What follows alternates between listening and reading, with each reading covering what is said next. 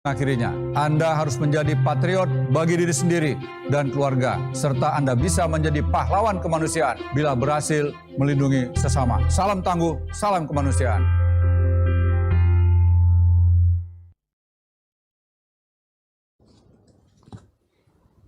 Saudara-saudara, selamat sore. Pada hari ini kami akan kembali menyampaikan progres penanganan pandemi COVID-19 sampai dengan tanggal 30 Mei 2020 dengan cut-off time di pukul 12.00 WIB.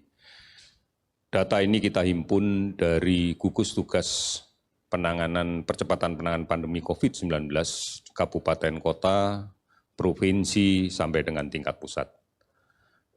Dan kemudian pada hari ini juga kita akan menyampaikan berbagai informasi yang pasti kita butuhkan bersama dalam menangani COVID-19 ini ke depan.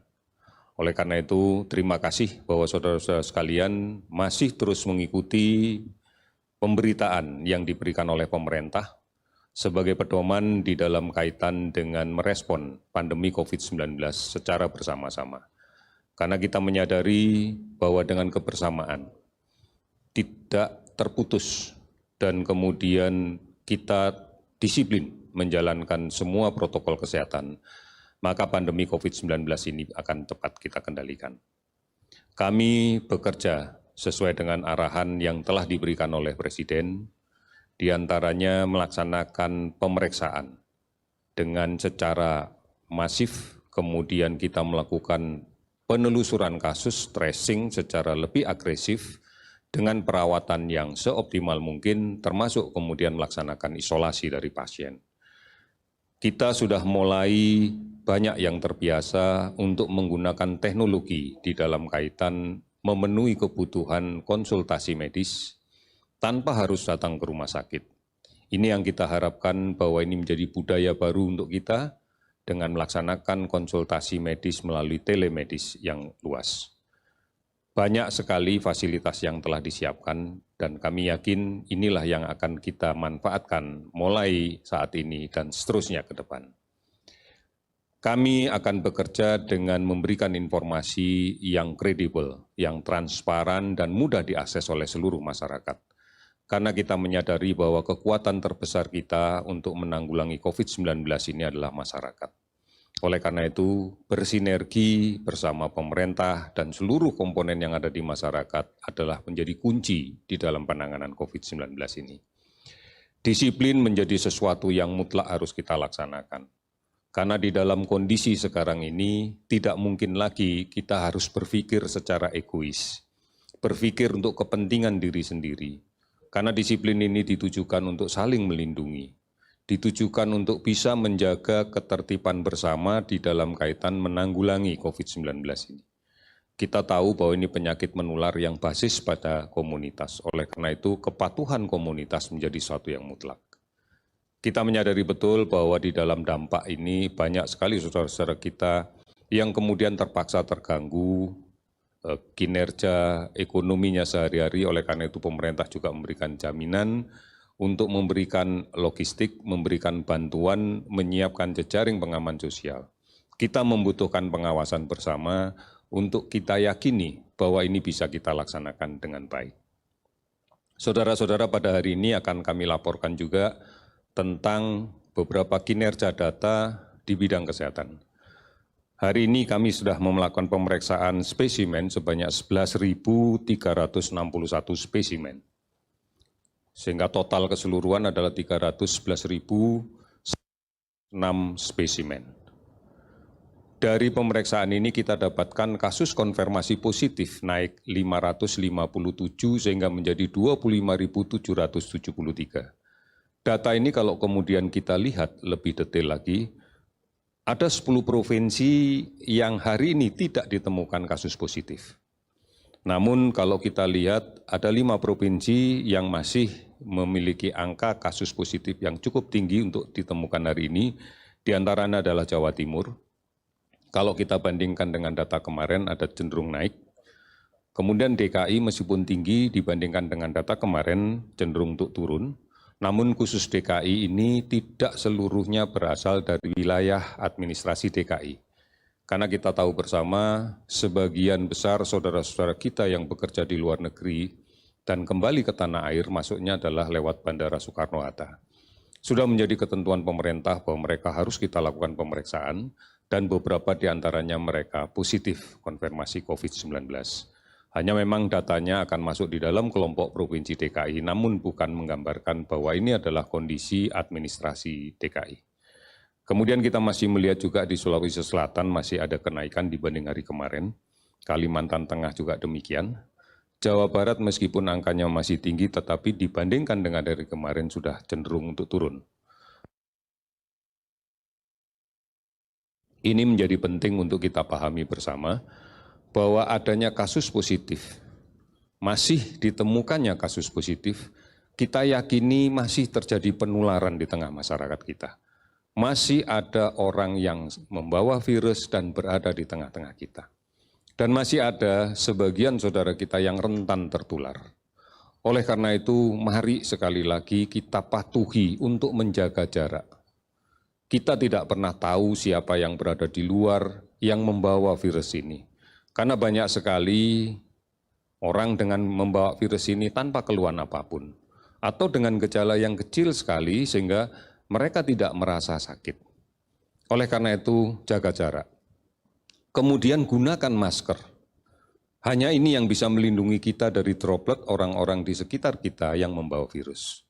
Biasakan mencuci tangan dengan menggunakan sabun sesering mungkin, apalagi kalau kita habis menyentuh barang atau benda yang menjadi fasilitas umum. Cuci tangan dengan menggunakan sabun. Air mengalir setidaknya dalam 20 detik. Kemudian perlu dipertimbangkan betul kalau akan memutuskan keluar rumah. Untuk hal-hal yang tidak perlu, untuk hal-hal yang tidak penting, sebaiknya ditahan.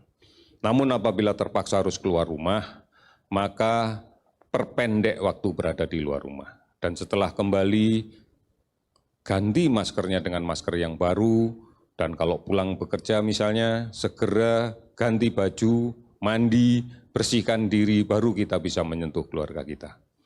Saat ini kita masih melakukan pemantauan terhadap orang dalam pemantauan sebanyak 47.714 orang. Pasien dalam pengawasan yang masih terus diawasi di seluruh Indonesia jumlah 12.832 orang. Oleh saudara-saudara sekalian, inilah cara yang bisa kita lakukan secara bersama-sama, secara bergotong royong untuk mengatasi permasalahan COVID-19 ini. Kita pasti mampu melakukan apabila kita bersatu, apabila kita melaksanakan secara bersama-sama tidak terputus. Mari kita lindungi siapapun, bukan hanya diri kita, tapi keluarga kita, lingkungan kita harus kita lindungi bersama-sama. Dengan cara seperti inilah kita akan bisa menyelesaikan permasalahan dengan baik. Oleh karena itu dibutuhkan perubahan perilaku. Kita tidak bisa lagi kemudian menganggap bahwa mencuci tangan menjadi sesuatu yang tidak penting, menggunakan masker tidak penting, menjaga jarak tidak penting. Kita harus berubah. Karena kita tahu bahwa COVID-19 ini belum kita temukan virusnya, belum kita temukan vaksinnya sampai saat ini. Oleh karena itu mari kita melindungi diri kita. Mudah-mudahan ini bisa menjadikan pedoman untuk kita dan menguatkan komitmen kita bersama-sama untuk bisa menangani COVID-19 dengan lebih baik. Saudara-saudara, kita bisa dan kita pasti bisa. Sekian dan terima kasih.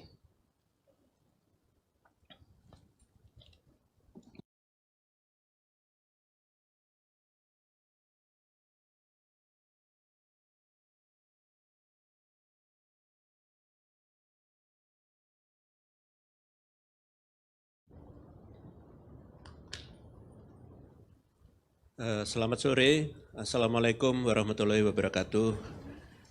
Saudara-saudara sekalian, saya ingin menyampaikan tentang pemulihan aktivitas masyarakat produktif dan aman COVID-19 dengan pertimbangan landasan ilmiah berbasis pada data di seluruh Indonesia. Pertama, kami ingin menyampaikan bahwa pada saat ini cukup banyak penyakit menular baru yang muncul di dunia, lebih dari 30 jumlahnya pada tahun 2004, dan sampai dengan sekarang sudah 16 tahun, ada 4 penyakit baru yang muncul baik itu pandemi influenza, H7N9, kemudian MERS-CoV, serta yang terakhir adalah COVID-19, yang semuanya menimbulkan korban jiwa jutaan dan yang terkena cukup banyak, jutaan puluhan juta. Dan ini adalah ancaman yang kita tidak pernah tahu kapan akan muncul, maka sering disebut sebagai disease of tomorrow, atau penyakit yang muncul besok dan kita tidak tahu itu. Untuk itu, kita perlu waspada dengan kondisi ke depan.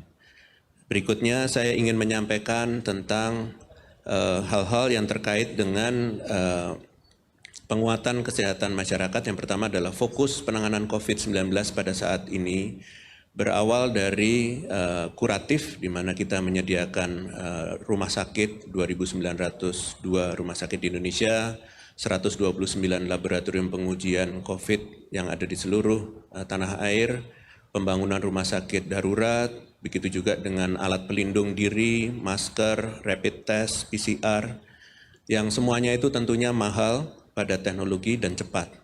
Namun demikian, kita perlu memastikan bahwa pendekatan ke depan yang harus kita dorong adalah preventif dan promotif sesuai dengan pendekatan kesehatan masyarakat, melalui promosi kesehatan melalui sosial media dan berbagai upaya kesehatan yang berbasis di masyarakat, dan melakukan surveillance aktif di masyarakat dengan upaya kesehatan yang ada di masyarakat, baik dari aspek lingkungan, KIA, gizi, dan psikologi. Semua ini hemat, efektif, efisien, serta berkelanjutan. Berikutnya, kami ingin menyampaikan bahwa dalam menentukan suatu daerah itu bisa kembali kepada aktivitas ekonomi yang produktif dan aman COVID, digunakanlah indikator kesehatan masyarakat yang berbasis data. Sesuai dengan rekomendasi WHO, kami menggunakan pendekatan atau kriteria epidemiologi, surveillance kesehatan masyarakat, serta pelayanan kesehatan, di mana di sini ada 11 indikator.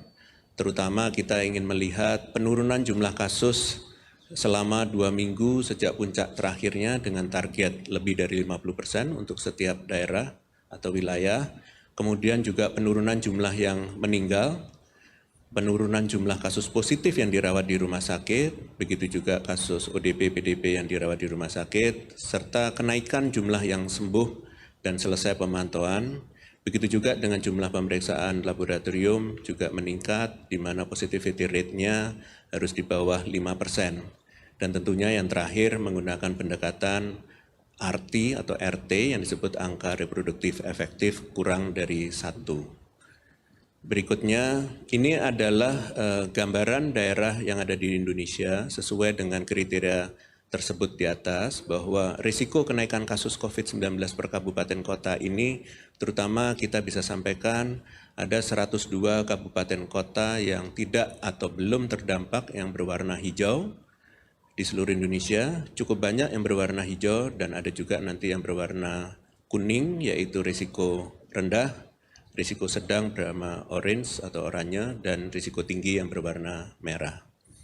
Berikut kami ingin sampaikan tentang keadaan hal yang harus kita lakukan dalam rangka melindungi bangsa. Kita perlu meningkatkan ketahanan kesehatan masyarakat kita. Kita semua paham keadaan saat ini adalah kedaruratan kesehatan masyarakat, dan terutama virus ini melalui droplets, maka dari itu kita pastikan bahwa kita harus menggunakan masker, jaga jarak, dan cuci tangan. Dan ini perilaku ini harus dilakukan secara disiplin, baik oleh individu maupun secara bersama-sama atau kolektif. Apabila perilaku ini dilakukan mulai dari tingkat rumah tangga, keluarga, sampai dengan RT, RW, seluruhnya sampai tingkat nasional, dan bisa mencapai sampai dengan 70% yang ideal, seluruh masyarakat Indonesia berubah perilakunya, maka tentunya akan menyulitkan virus ini untuk bisa berkembang biak. Dengan demikian, itulah upaya kita meningkatkan kesehatan masyarakat. Berikutnya, untuk memudahkan seluruh masyarakat bisa mengingat apa yang harus kita lakukan, perlu gerakan mengubah perilaku. Kita semua tahu ada gerakan 4 sehat 5 sempurna pada saat kita mau meningkatkan gizi dengan makanan pokok, lauk pauk, sayur mayur, buah-buahan, dan susu.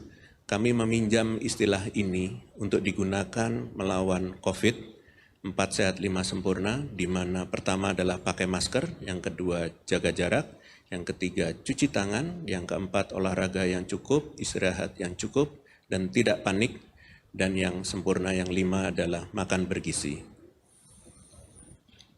Kita semua perlu tahu bahwa kita kalau bersama-sama dan bersatu melakukan tindakan ini, maka peran institusi itu kunci dalam percepatan penanganan kasus COVID-19 itu, baik itu dari Kementerian Kesehatan, gugus tugas pusat, daerah, dinas kesehatan, laboratorium, rumah sakit, puskesmas, dan relawan, semuanya bekerja bersama-sama termasuk TNI dan Polri. Berikutnya kami ingin menyampaikan bahwa ketahanan kesehatan masyarakat ini harus kita pahami, ini adalah investasi dalam pembangunan bangsa. Kesempatan pada masa krisis COVID ini kita harus betul-betul meningkatkan ketahanan kesehatan masyarakat agar kita dapat sukses maju sebagai bangsa yang sukses. Demikian kami sampaikan, terima kasih. Wassalamualaikum warahmatullahi wabarakatuh.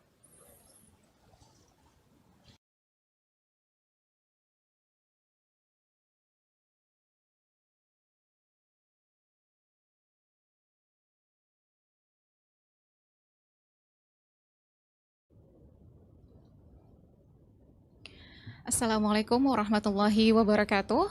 Selamat sore Bapak, Ibu, Saudara-saudari sebangsa dan setanah air. Perkenalkan, saya Dewi Nur Aisyah, merupakan pakar informatika penyakit menular dan epidemiologi yang merupakan bagian dari tim pakar gugus tugas percepatan penanganan COVID-19 di Indonesia. Pada sore hari ini saya akan menyampaikan terkait dengan analisa pemulihan aktivitas masyarakat produktif dan aman COVID-19 berdasarkan data terintegrasi.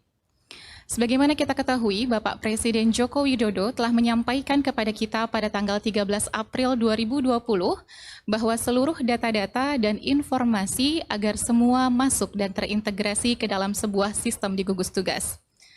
Oleh sebab itu, gugus tugas telah mengembangkan sebuah sistem informasi terintegrasi yang kami beri nama Bersatu Lawan COVID, di mana tujuan utama dari sistem informasi ini adalah untuk mempercepat pelaporan data dari daerah sampai dengan pusat, dan yang kedua adalah untuk meningkatkan kesadaran masyarakat akan resiko-resiko maupun daerah-daerah rawan yang ada di sekitarnya. Secara umum, sistem informasi Bersatu Lawan COVID mengampu ada 7 modul utama, di mana di dalamnya termasuk modul kesehatan, mulai dari puskesmas, rumah sakit, laboratorium, sampai dengan data logistik, mobilitas penduduk, maupun hasil rapid test. Oleh sebab itu, kita mengatakan bahwa Bersatu Lawan COVID merupakan sebuah sistem muara dari segala data atau integrator. Sampai dengan hari ini, sistem Bersatu Lawan COVID telah mencatat sebanyak 39.000 data penyelidikan epidemiologi yang berasal dari ODP, PDP, pasien positif, kontak erat, pelaku perjalanan yang kita dapat dari puskesmas, rumah sakit, dan dinas kesehatan. Selain itu, kami juga telah mengintegrasikan sistem ini dengan sistem RS online di bawah koordinasi Dirjen Pelayanan Kesehatan, Kementerian Kesehatan. Untuk konfirmasi kasus, sistem BLC telah terintegrasi dengan sistem all record Litbangkes, dan datanya juga sudah dibersihkan dan di-cleaning oleh surveillance dari Dirjen P2P Kementerian Kesehatan. Data logistik, kami lihat bahwa datanya sudah masuk dari data gudang untuk melihat ketersediaan dan distribusi dari logistik rumah sakit dan laboratorium, mencakup alat kesehatan, APD, dan juga obat-obatan. Aplikasi Peduli Lindungi juga telah terintegrasi ke dalam sistem BLC untuk melihat dan mencatat mobilitas penduduk yang didukung dengan mobile apps BLC yang akan diperuntukkan untuk mencatat pelaku perjalanan yang akan melakukan perjalanan dari satu daerah ke daerah yang lain. Selain itu, sistem Bersatu Lawan COVID merupakan buah kolaborasi dan koordinasi yang sangat baik antar komponen gugus tugas yang merupakan lintas kementerian, lintas lembaga, lintas sektor. Ini adalah contoh yang sangat baik di mana koordinasi dan kolaborasi melahirkan sebuah sistem terintegrasi yang memudahkan kita untuk menjadi navigasi pengambilan keputusan ke depannya. Ini adalah salah satu contoh di mana hasil data yang masuk ke dalam sistem kita olah, kita analisa datanya, dan kita bisa mengeluarkan peta kerawanan berdasarkan jumlah dari pasien ODP, PDP, dan positif sampai dengan level kecamatan. Di sini dapat terlihat mana kecamatan yang memiliki tingkat resiko tinggi, sedang, dan rendah. Berkaitan dengan indikator-indikator yang telah Profesor Wiku sampaikan sebelumnya, terdapat 11 indikator dari pilar epidemiologi, surveillance kesehatan masyarakat, dan juga pelayanan kesehatan yang coba kami himpun, kami berikan bobot, kami scoring untuk dijadikan landasan apakah sebuah daerah, sebuah wilayah memiliki resiko kenaikan kasus COVID rendah, sedang, atau tinggi. Di sini kita dapat lihat data-data yang masuk, terutama dari Kementerian Kesehatan, kami olah datanya, kita bersihkan, kita analisis, sehingga dapat kita lihat kapan puncak kasus positif terjadi. Ini adalah contoh, Bapak Ibu bisa lihat di layar, contoh kapan kasus positif terjadi pada puncaknya dan kapan ia turun. Target penurunan adalah 50%. Di sini kita bisa lihat setiap minggunya berapa persen penurunannya, dan di sini tercatat kurang lebih 40%. Begitu juga dengan kasus ODP dan PDP, kita lihat berapa banyak jumlah penurunan kasusnya yang ada di masyarakat. Selain dari jumlah kasus positif, kami juga melihat dari jumlah orang yang meninggal. Meninggal dari kasus pasien positif maupun meninggal dari pasien ODP dan PDP.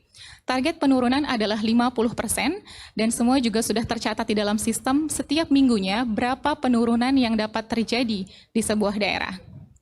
Selanjutnya, kita juga dapat melihat terkait dengan kenaikan kesembuhan yang ada di sebuah daerah.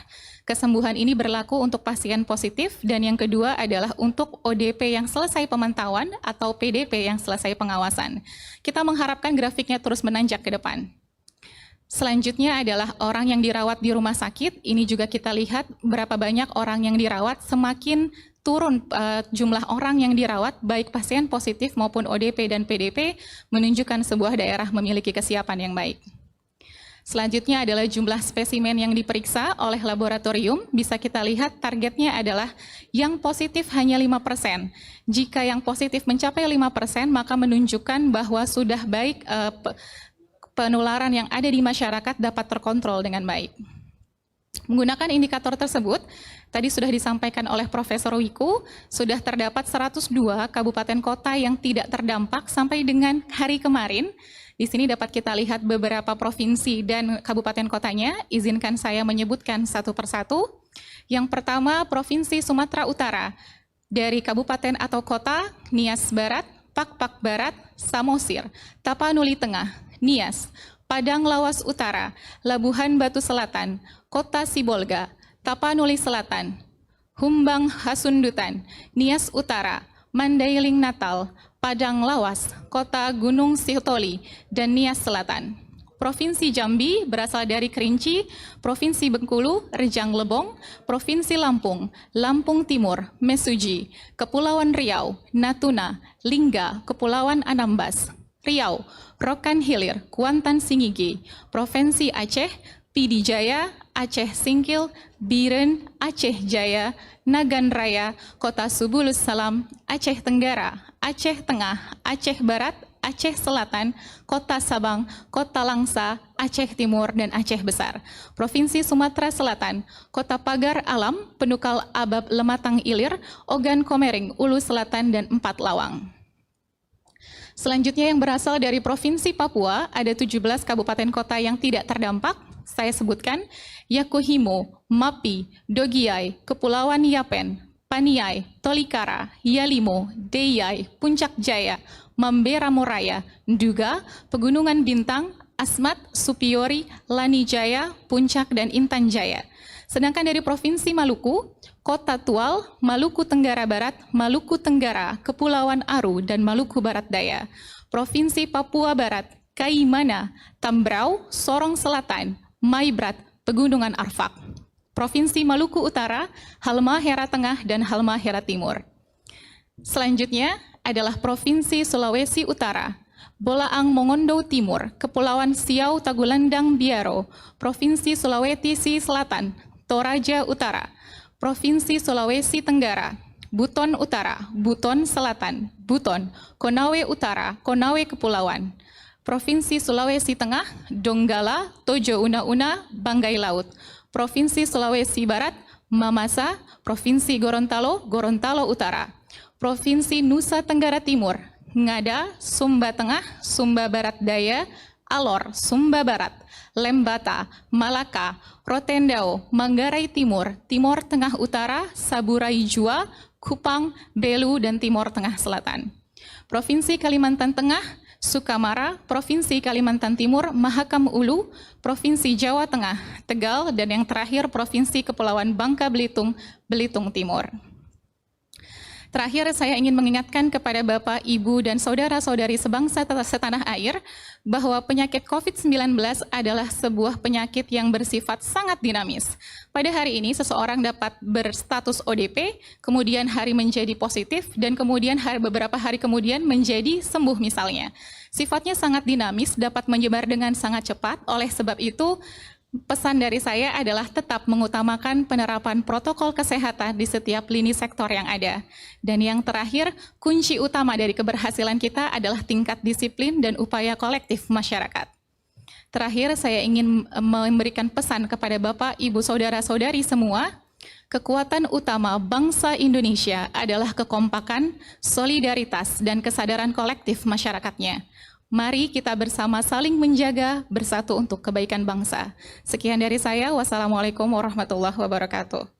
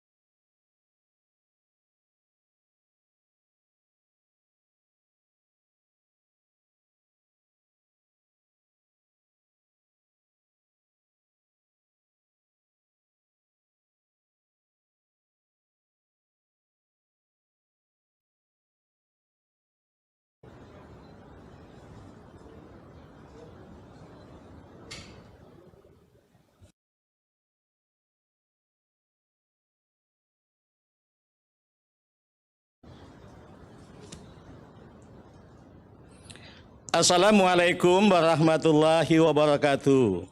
Surat edaran nomor SE 15 tahun 2020 Kementerian Agama tentang panduan penyelenggaraan kegiatan keagamaan di rumah ibadah dalam mewujudkan masyarakat produktif dan aman COVID di masa pandemi.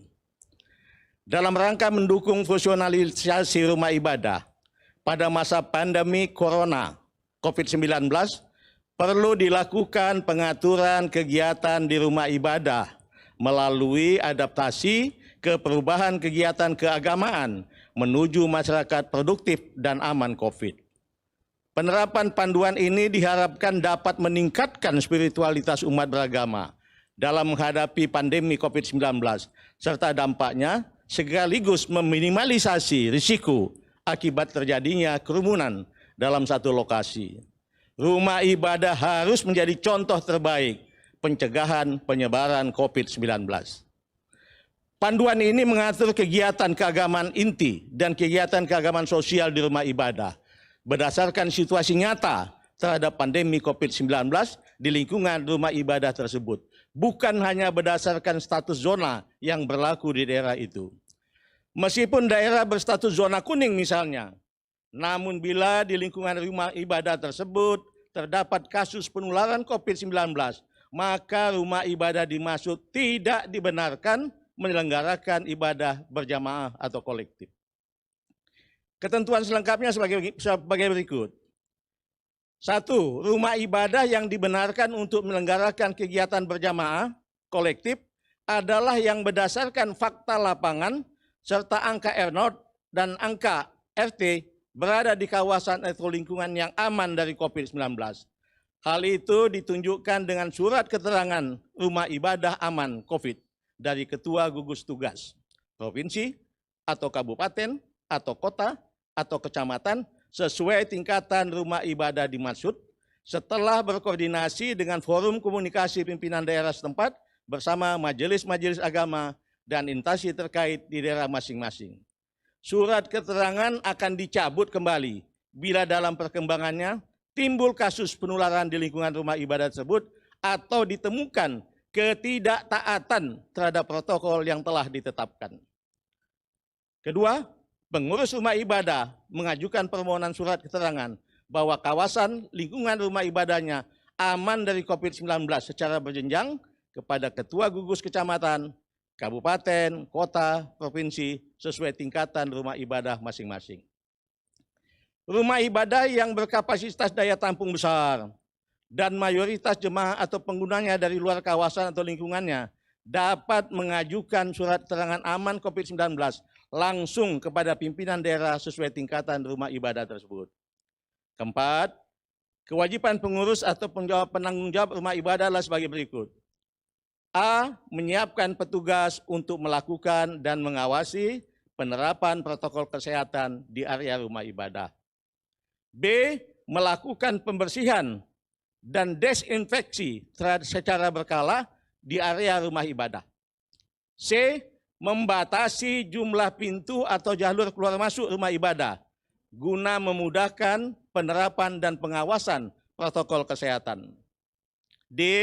Menyediakan fasilitas cuci tangan, sabun, hand sanitizer di pintu masuk dan di pintu keluar rumah ibadah. E. Menyediakan alat pengecekan suhu di pintu masuk bagi seluruh pengguna rumah ibadah.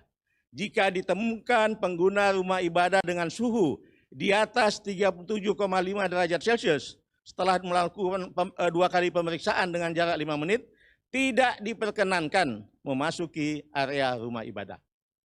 F. Menerapkan pembatasan jarak dengan memberikan tanda khusus di lantai atau kursi minimal jarak 1 meter. G. Melakukan pengaturan jumlah jemaah atau pengguna rumah ibadah yang berkumpul dalam waktu bersamaan untuk memudahkan pembatasan jaga jarak. H. Mempersingkat waktu pelaksanaan ibadah tanpa mengurangi ketentuan kesempurnaan ibadah. E. Memasang imbauan penerapan protokol kesehatan di area rumah ibadah pada tempat-tempat yang mudah terlihat. J. Membuat surat pernyataan kesiapan menerapkan protokol kesehatan yang telah ditentukan. Dan K.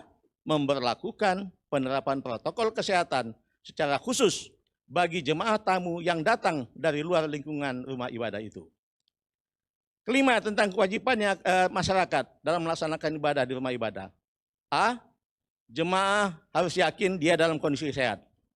B. Meyakini bahwa rumah ibadah yang digunakannya itu telah memiliki surat keterangan aman COVID-19 dari pihak yang berwenang. C. Menggunakan masker atau masker wajah sejak keluar dari rumah dan selama berada di area rumah ibadah. D. Menjaga kebersihan tangan dengan sering mencuci tangan menggunakan sabun atau hand sanitizer. E. Menghindari kontak fisik seperti bersalaman atau berpelukan. F. Menjaga jarak antar jemaah minimal 1 meter.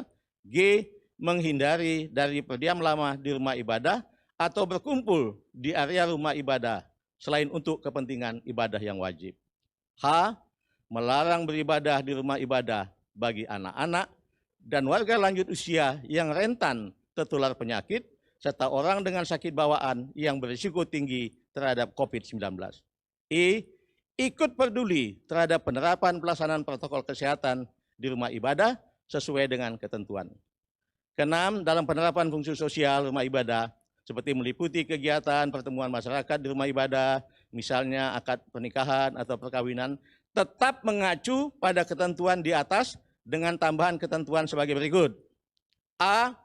Memastikan semua peserta yang hadir dalam kondisi sehat dan negatif COVID-19. B.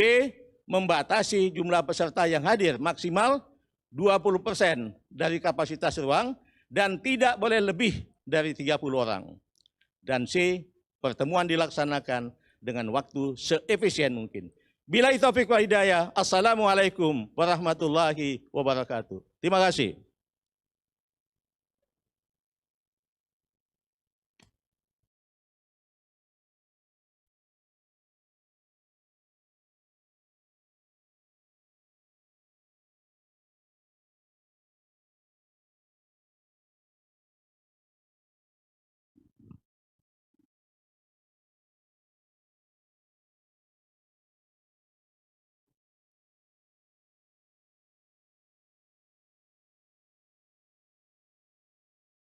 Assalamualaikum warahmatullahi wabarakatuh. Selamat sore dan salam sejahtera untuk kita semuanya. Om Swastiastu, Namo Buddhaya, salam kebajikan. Sudah 2,5 bulan lebih kita bersama-sama berjuang menghadapi wabah COVID-19.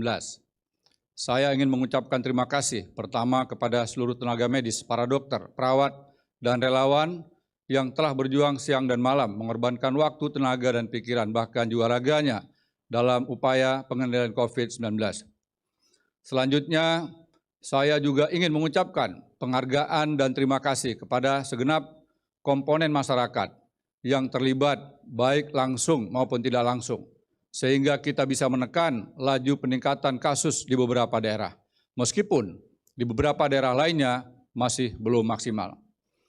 Indonesia mempunyai wilayah yang sangat luas, letak geografis yang terdiri dari kepulauan, meliputi 514 kabupaten kota, memiliki variasi yang berbeda terhadap ancaman COVID-19. Atas arahan Bapak Presiden bahwa pengendalian COVID-19 harus berbasis data dan fakta di lapangan. Gugus tugas dalam mengambil segala keputusan selalu melibatkan para pakar, saintis, dan berpedoman pada standar internasional. Dari analisis dan pemetaan yang dilakukan oleh pakar, maka pemerintah melakukan kategorisasi sesuai tingkat risiko di tiap daerah berdasarkan warna sebagai berikut. Zona hijau berarti kabupaten kota yang belum terdampak COVID-19. Zona kuning berarti kabupaten kota dengan tingkat risiko rendah. Zona orange berarti kabupaten kota dengan tingkat risiko sedang, dan zona merah berarti kabupaten kota dengan tingkat risiko yang tinggi. Gugus Tugas Pusat telah menyiapkan strategi bagi setiap kategori daerah. Daerah zona merah menjadi prioritas untuk menjadi zona orange. Zona orange kita kontrol untuk bisa menjadi zona kuning. Dan zona hijau terus kita pertahankan agar tidak menjadi zona kuning atau orange. Kemarin, tanggal 29 Mei 2020, Bapak Presiden Jokowi memerintahkan Ketua Gugus Tugas untuk memberikan kewenangan kepada 102 pemerintah kabupaten kota yang saat ini berada dalam zona hijau untuk melaksanakan kegiatan masyarakat produktif dan aman COVID-19 berdasarkan protokol kesehatan yang ketat dengan kehati-hatian serta tetap waspada terhadap ancaman COVID-19. Seterusnya, setiap daerah juga harus memperhatikan ketentuan tentang testing yang masif, tracing yang agresif, isolasi yang ketat, serta treatment yang dapat menyembuhkan pasien COVID-19. Adapun 102 kabupaten kota tersebut adalah sebagai berikut. 1. Provinsi Aceh ada 14 kabupaten kota. 2. Sumatera Utara ada 15 kabupaten kota. 3. Kepulauan Riau ada 3 kabupaten. 4. Riau 2 kabupaten.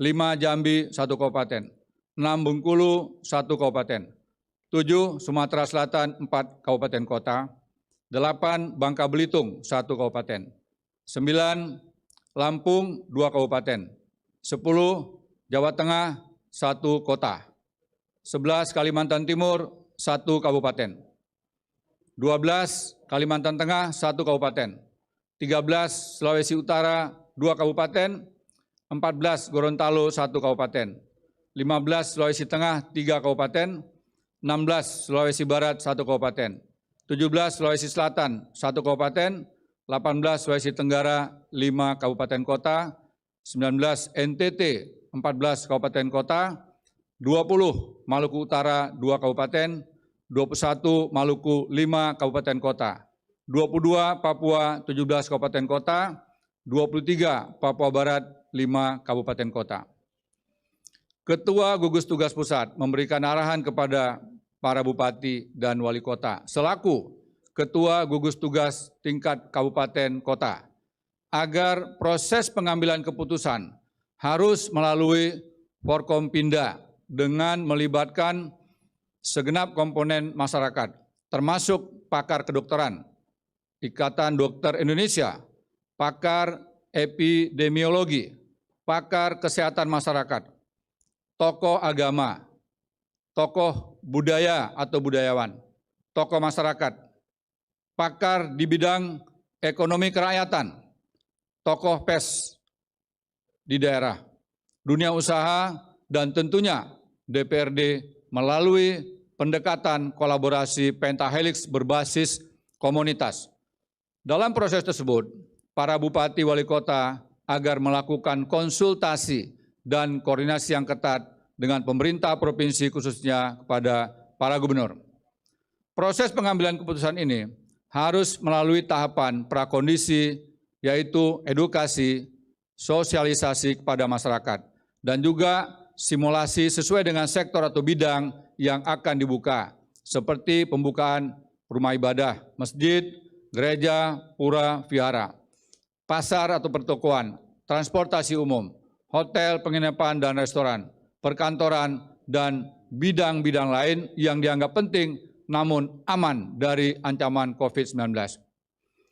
Tahapan-tahapan sosialisasi tersebut tentunya harus bisa dipahami, dimengerti, dan juga dipatuhi oleh masyarakat.